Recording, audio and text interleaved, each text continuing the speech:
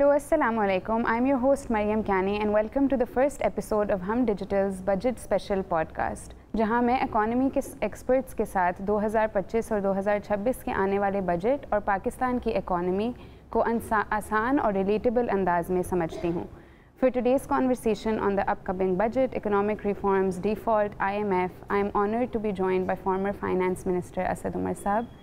Thank you for your time and for speaking to us from Karachi. I really look forward to today's conversation with you and to learn from you as a young person trying to understand the economic situation of Pakistan. I think conversation शुरू हम अगर इस तरह करें कि पाकिस्तान की public consciousness में IMF पिछले कुछ अरसे में एकदम से बहुत रेलेवेंट हो गया है. 1952 के बाद से ये 25वां IMF प्रोग्राम है और जब जिस्ट आती है IMF की शराइत की तो उसमें आइडिया ये होता है कि आप अपनी आमदन के हिसाब से ख़र्चा करें और अगर इस आपकी आमदन और किसी तरीके से पूरी नहीं हो रही तो आप टैक्सेस बढ़ाएं एक्सेट्रा. बट ये एक part of a broader conversation है जिसमें हमने देखा कि नाइजीरिया ने 3.5 अरब डॉलर रीपे किया. वो अब IMF फंडिंग साइकिल से बाहर है. ग्लोबल साउथ में ये कॉन्वर्सेशन हो रही है IMF के बारे में, उसके आर्किटेक्चर के बारे में. और फिर पाकिस्तान में ये बात होती है कि हम शायद होमवर्क नहीं करते to be able to negotiate better and to be able to create people centric policies. तो I think I want to just start with IMF की जो कॉन्वर्सेशन है मुल्क में एक आम इंसान में और फिर वो पॉलिसी लेवल पे क्या है. If you can just explain to me and to the audience what really is happening there. अच्छा, सो इसको सादा तरीके से अगर हम समझने की कोशिश करें कि हम क्यों जाते हैं बार बार IMF के पास, हमें क्या शौक है IMF से पैसे लेने का, तो बुनियादी वजह बनती है IMF के पास किसी भी मुल्क के जाने के लिए कि जब उसके पास इतने ज़र मुबादला के ज़खायर ना हों जो उसको चाहिए बैनुल अक़वामी अदायगियाँ करने के लिए.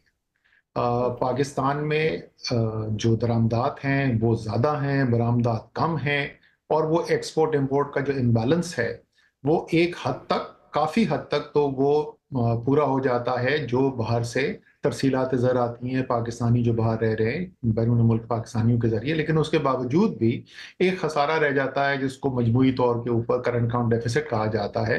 वो जो बैरूनी खसारा है वो बार बार पाकिस्तान का एक ख़तरनाक हद तक पहुँचता है.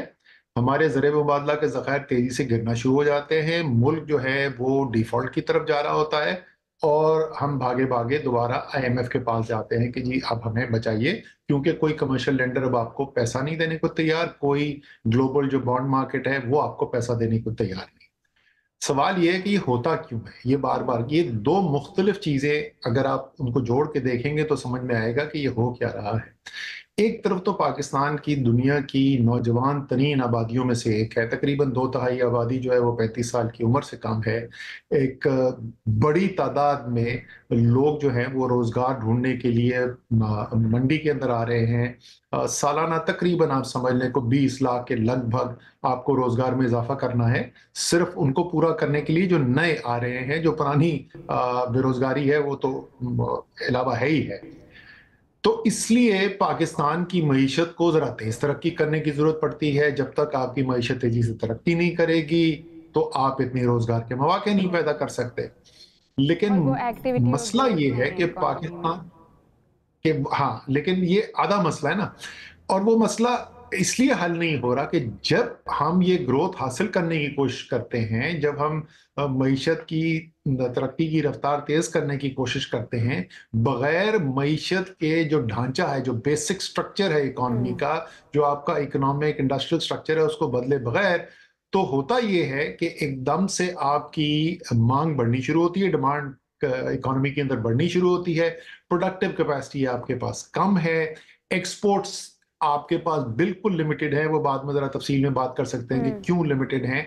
और नतीजा ये होता है कि जैसे ही ये डिमांड बढ़ती है तो आपकी इंपोर्ट्स बढ़नी शुरू हो जाती हैं और वो जो साइकिल जिसकी मैंने पहले बात की थी वो रिपीट होना शुरू हो जाता है. करंट अकाउंट डेफिसिट बढ़ना शुरू हो जाएगा, ज़र मुबादला के ज़खायर गिरना शुरू हो जाएंगे और आप फिर वापस IMF के पास आ जाएंगे और बार बार हम उसी उसमें चलते चले जा रहे हैं.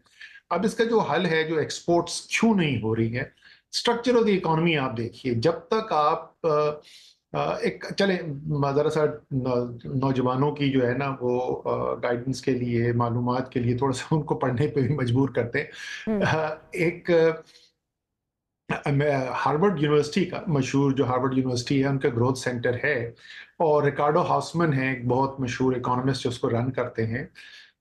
उनका फ्रेमवर्क जो है वो बड़ा आसान है समझने के लिए। वो बुनियादी बात ये करते हैं कि देखें, 21वीं सदी के अंदर जब तक आप ज्यादा नॉलेज इंटेंसिव, ज्यादा सोफिस्टिकेटेड प्रोडक्ट्स नहीं प्रोड्यूस करेंगे, प्रोडक्ट्स एंड सर्विसेज नहीं प्रोड्यूस करेंगे, तो दुनिया की आलमी मंडी में जिन चीजों की डिमांड है वो आपके पास नहीं है।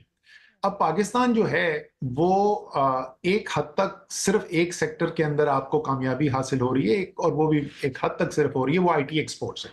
IT and IT enabled services की जो एक्सपोर्ट्स हैं वो तकरीबन इस साल $3.5 बिलियन बन जाएगी। लेकिन अगर आप इंडस्ट्रियल स्ट्रक्चर देखिए, आप इंडस्ट्रियल एक्सपोर्ट्स पाकिस्तान की उठा के देखें, तो हम क्या एक्सपोर्ट करते हैं? हम बनियानें एक्सपोर्ट करते हैं, जुराबें एक्सपोर्ट करते हैं, हम टी शर्ट्स एक्सपोर्ट करते हैं, जीन्स एक्सपोर्ट करते हैं, बेड लिनन एक्सपोर्ट करते हैं।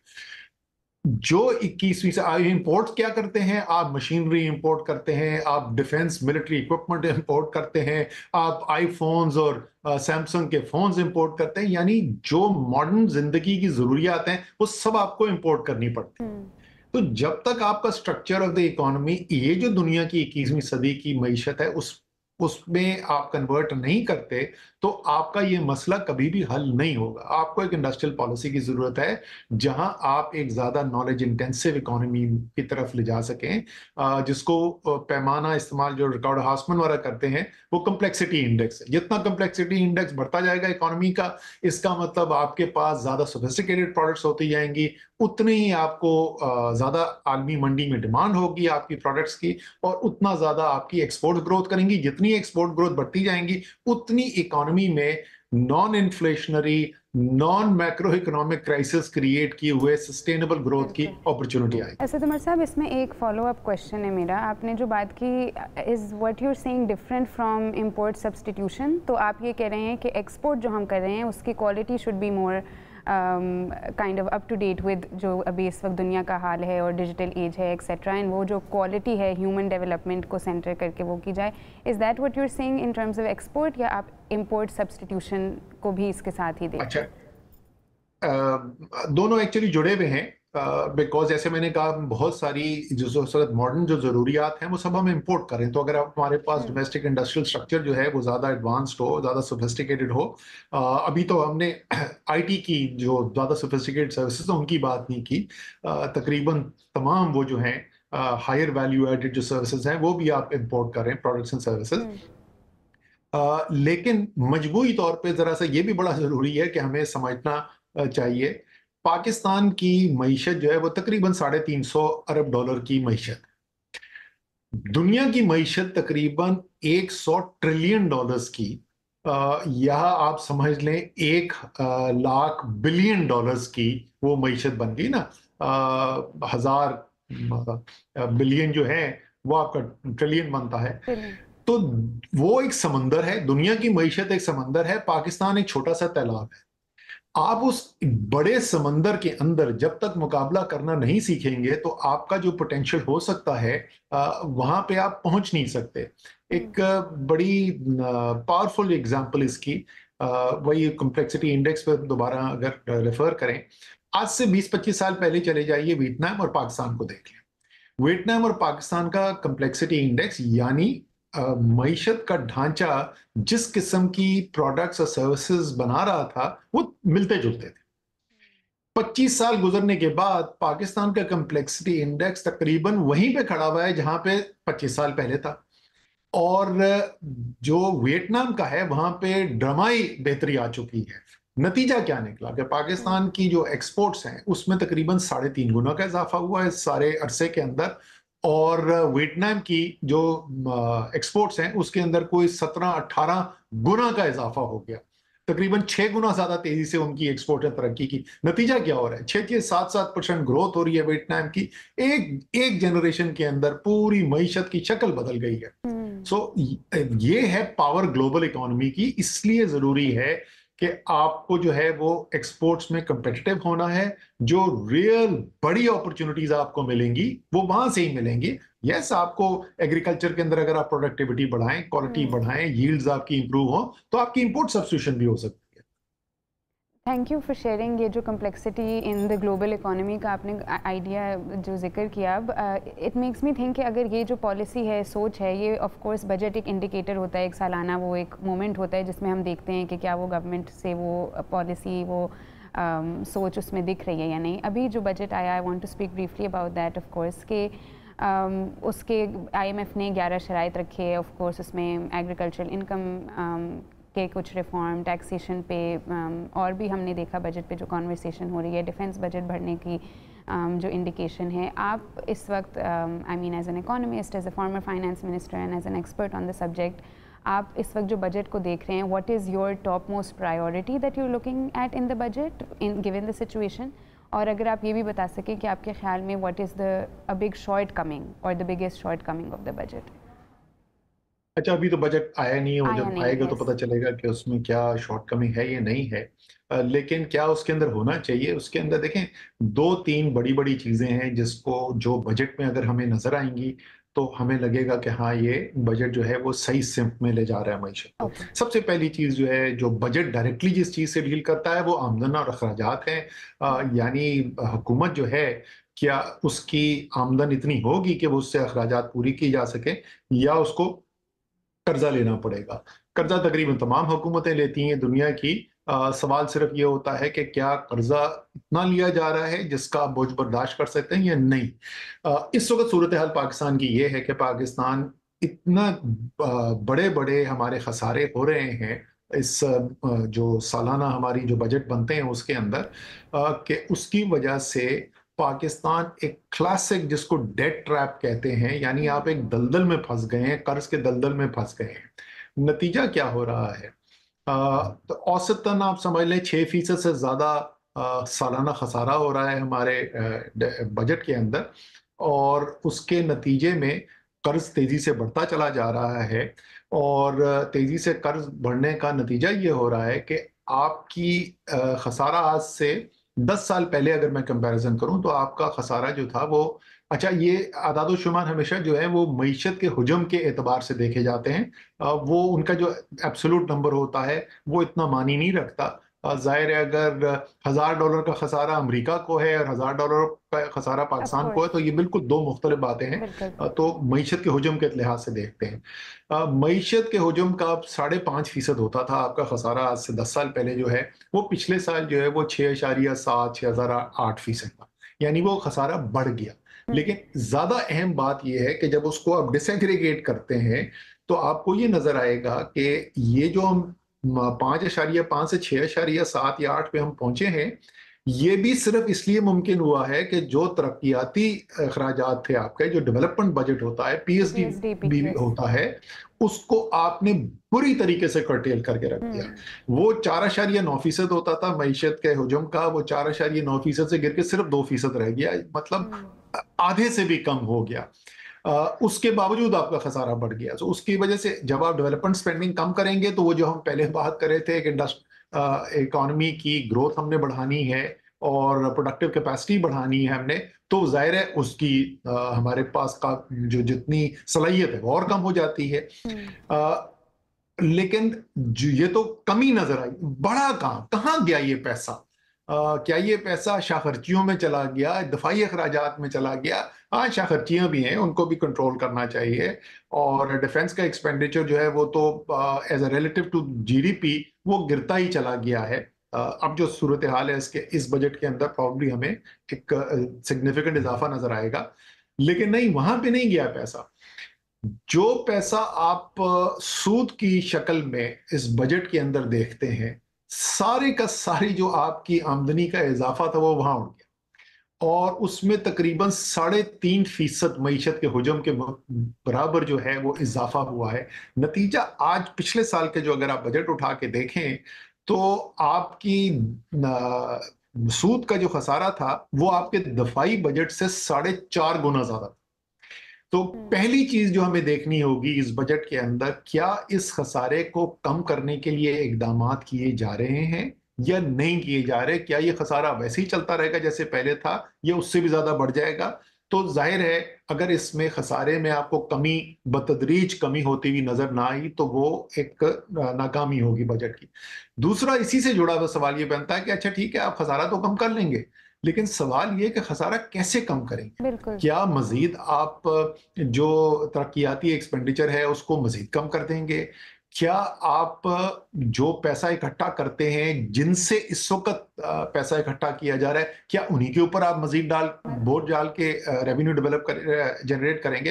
एक पिछले साल के बजट की अगर आप मुझसे सबसे बड़ी क्रिटिसिज़्म पूछें, तो वो जिस तरीके से सैलरीड क्लास के ऊपर होशरुबा टैक्सेस के अंदर इज़ाफ़ा किया गया। डेटा इस साल का आप उठा के देख रहे हैं तो तकरीबन 150 अरब रुपए ज़्यादा तो पहले 9 या 10 महीने में सिर्फ सैलरीड क्लास से ले लिया गया था, और वो तकरीबन 50% एक ही साल के अंदर 50% इजाफा था जो टैक्स पे जो सैलरीड क्लास से पैसा इकट्ठा किया जा रहा है। इसी तरीके से जो डॉक्यूमेंटेड इकोनॉमी है, जो कॉर्पोरेट सेक्टर है, उनके ऊपर टैक्स का बोझ बढ़ाते चले जा रहे हैं हम।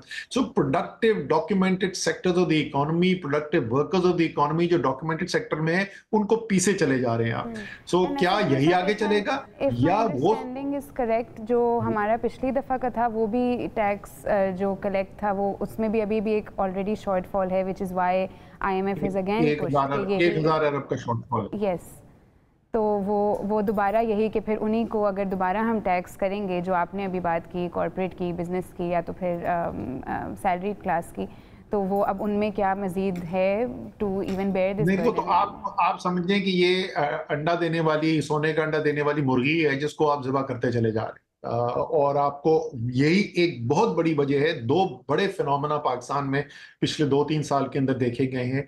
एक, जिस रफ्तार से पाकिस्तानी वर्कर जो है वो मुल्क छोड़ के बाहर जा रहा है, वो एक उसमें बेतहाशा इजाफा हुआ है, तकरीबन 2 गुना से भी ज्यादा, ऑलमोस्ट 3 गुना का इजाफा हो गया है कि लोग जो बाहर जा रहे थे, ये सबसे ज्यादा आपके हुनरमंद लोग, मेहनती लोग जो हैं वो मुल्क छोड़ छोड़ के जा रहे हैं। एक तो वो आपको नतीजा नजर आया। दूसरा, अगर आप किसी भी बिजनेस से, किसी भी बैंकर से बैठ के बात करेंगे तो आपको बताएंगे कि जिस तरीके से पिछले 2 से 3 साल के अंदर पैसा मुल्क से बाहर गया है सरमायाकार का, अनडॉक्यूमेंटेड जो पैसा बाहर गया है वो भी एक अनप्रेसिडेंटेड लेवल के ऊपर है।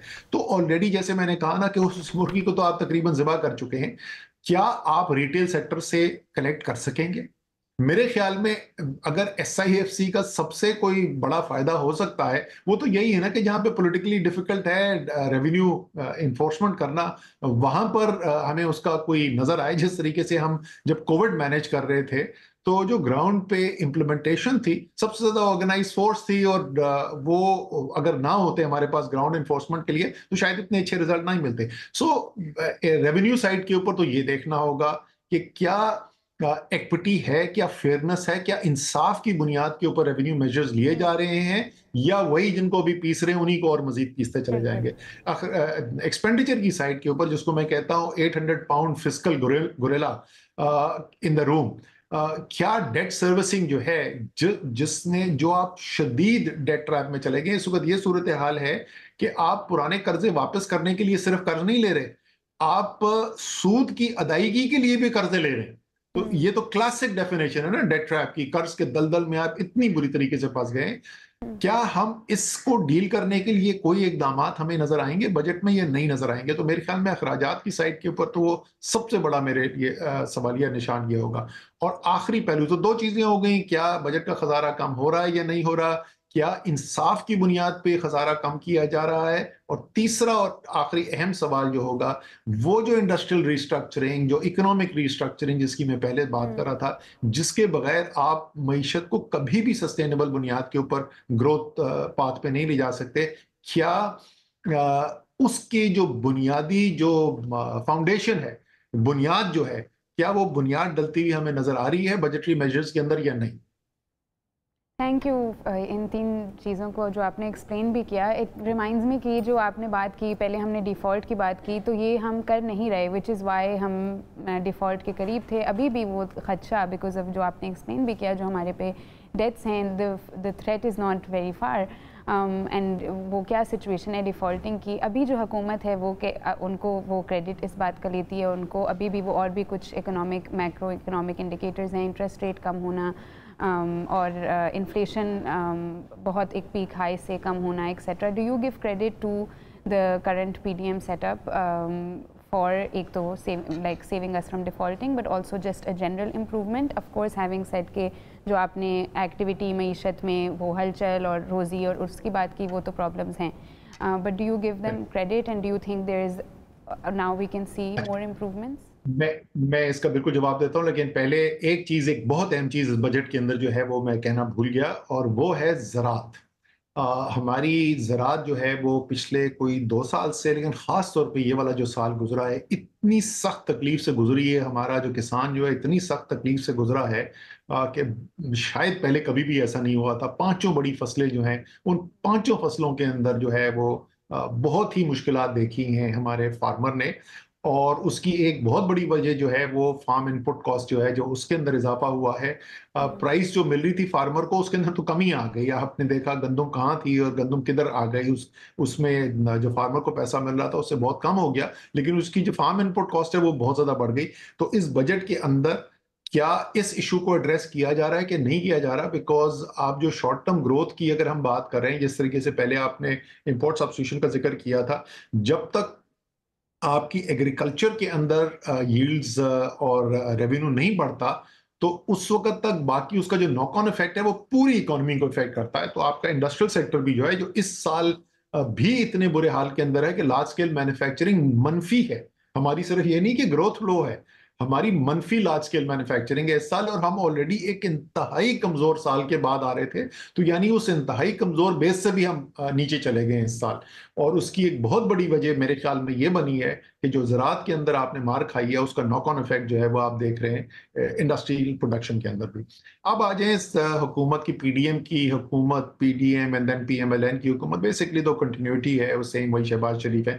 तो 3 साल का अरसा उनका हो गया. इस 3 साल के अरसे के अंदर क्या किया? पहली बात तो ये पूरी कहानी जो है ना डिफॉल्ट वाली, ये कंप्लीट नॉनसेंस.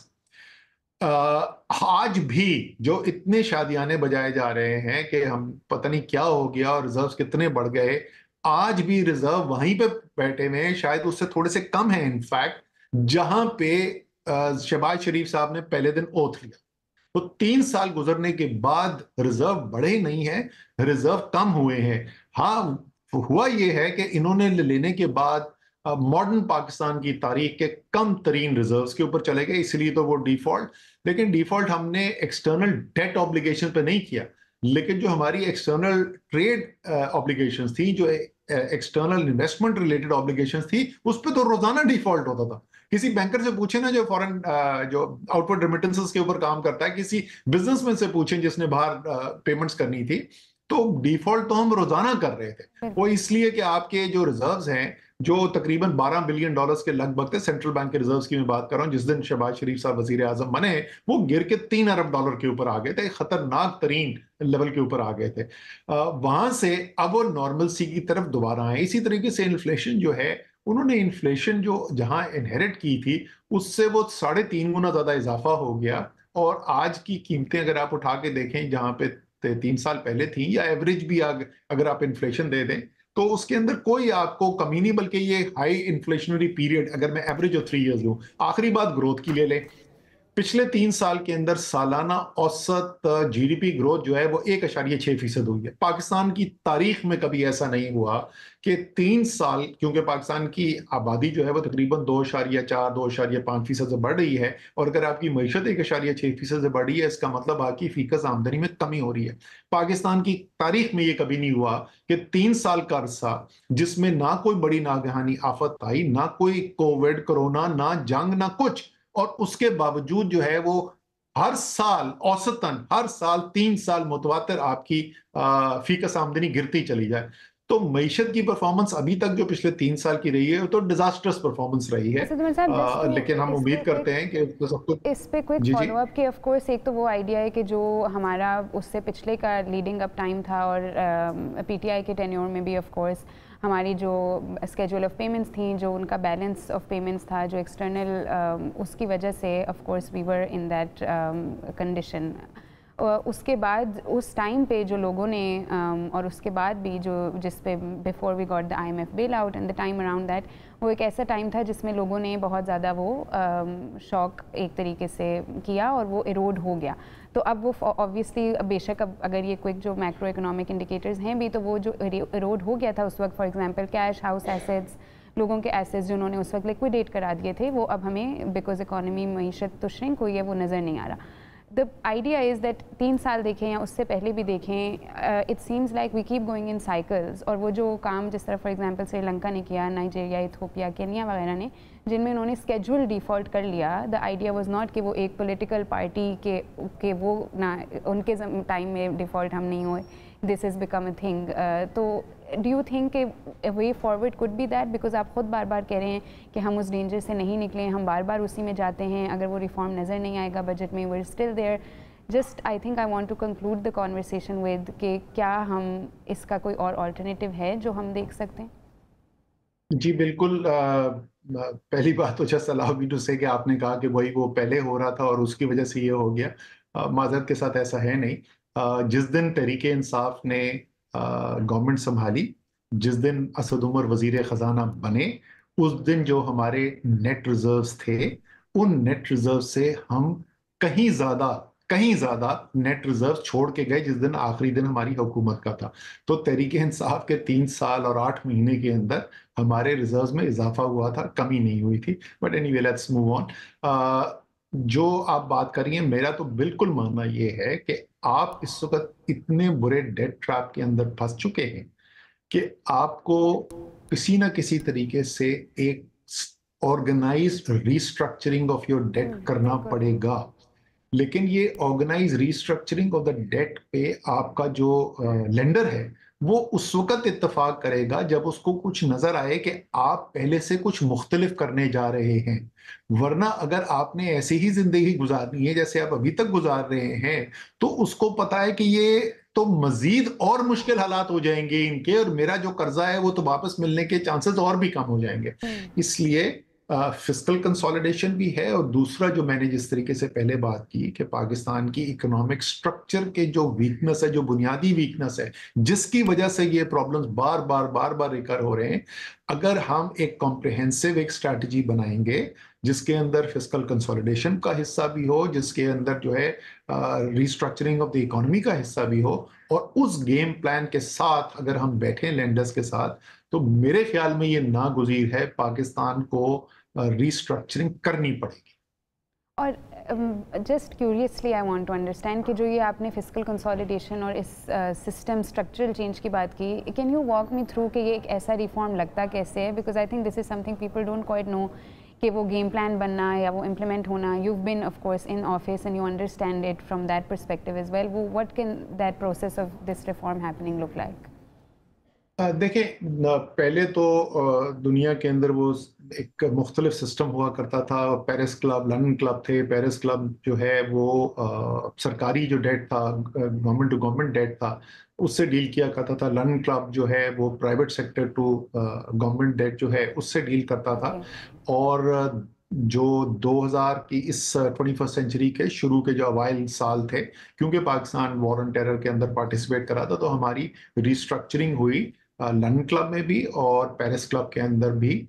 और उसके नतीजे में हमारा जो फॉरेन डेट था वो नेट प्रेजेंट वैल्यू की बेसिस पे अगर आप देखें तो उसके अंदर खातिर खा हमें कमी नजर आई थी। अब जो है वो लंदन क्लब, पेरिस क्लब वाला तो सिस्टम नहीं है, बट फिर भी जो आपके एक्सटर्नल लेंडर्स हैं, जाहिर है वर्ल्ड बैंक, IMF का की रोल होगा उसके अंदर उसको रिस्ट्रक्चरिंग करने के लिए। लेकिन जैसे मैंने कहा कि जब बाहर वाला बैठ के ये देख रहा होगा तो वो इस बुनियाद पे इस पे हामी भरेगा या नहीं हामी भरेगा कि उसको नजर आता है कि आप जो आगे इकदाम करने चले जा रहे हैं, अगर आपने यही 6-6, 6.5% सालाना बजट का खसारा करना है, तो उसको पता है आप इस दलदल से नहीं निकल सकते। और अगर वो अपने पैसे लेने के अंदर आपको और टाइम देगा तो और मजीद आपके हालात खराब हो जाएंगे। वो तो कोशिश उसकी होगी जल्द से जल्द वो अपना पैसा वापस लेकर जाए। इसी तरीके से डोमेस्टिक रिस्ट्रक्चरिंग जैसे मैंने बात की, वो भी पाकिस्तान की डोमेस्टिक डेट रिस्ट्रक्चरिंग मेरे ख्याल में नागुजीर है और उसको करना पड़ेगा। और आखिरी जो पहलू इसका है कि ये तो सिर्फ आपके जो कर्जों की अदायगी का स्ट्रक्चर है उसको आप चेंज करने की बात कर रहे हैं, लेकिन अगर आपने जिसको रियल इकोनॉमी कहते हैं, जो प्रोडक्टिव सेक्टर्स हैं, उनकी रीस्ट्रक्चरिंग नहीं की, अगर आपने जो 21st सेंचुरी की इकोनॉमी की लवाजमात हैं, अगर आपकी स्ट्रैटेजी उस higher knowledge, higher value added, higher complexity economy की तरफ ट्रांजिशन के ठोस इकदाम, ठोस प्लान्स नजर नहीं आते, तो उनको कोई कॉन्फिडेंस नहीं होगा कि आपके हालात जो हैं वो कल भी बेहतर होने वाले हैं। और आखिरी चीज ये कि ये सारी चीजें जो हैं ये सब लॉन्ग टर्म होती, ये सारी वो चीजें हैं जिनके आपको नताइज आने में टाइम लगेंगे। तो जब तक आपका जो अंडरलाइंग पॉलिटिकल सिस्टम है, आपको उसके अंदर कोई स्टेबिलिटी नहीं नजर आती। और वो स्टेबिलिटी कैसे नजर आएगी? स्टेबिलिटी का मतलब ये नहीं है कि एक हुकूमत आए और वही बैठी रहे, ऐसा नहीं है। सिर्फ ये है कि रूल्स ऑफ द गेम के ऊपर एग्रीमेंट है, सबको पता है कितने अरसे के बाद इलेक्शन होंगे, वो इलेक्शन इस तरीके से कराए जाएंगे जो सारे पार्टिसिपेंट्स को एक्सेप्टेबल होंगे, जो भी जीतेगा या हारेगा उसको वो एक्सेप्ट करेगा उन रिटर्न्स को। तो सिस्टम की स्टेबिलिटी, एक किसी पॉलिटिकल पार्टी की या एक हुकूमत की स्टेबिलिटी नहीं, पॉलिटिकल सिस्टम की स्टेबिलिटी जब तक आप नहीं लाएंगे, तो इस किस्म के फैसले जो दूररस फैसले होते हैं, वो मुझे तो उम्मीद नहीं नजर आती कि वो होते हुए नजर आए।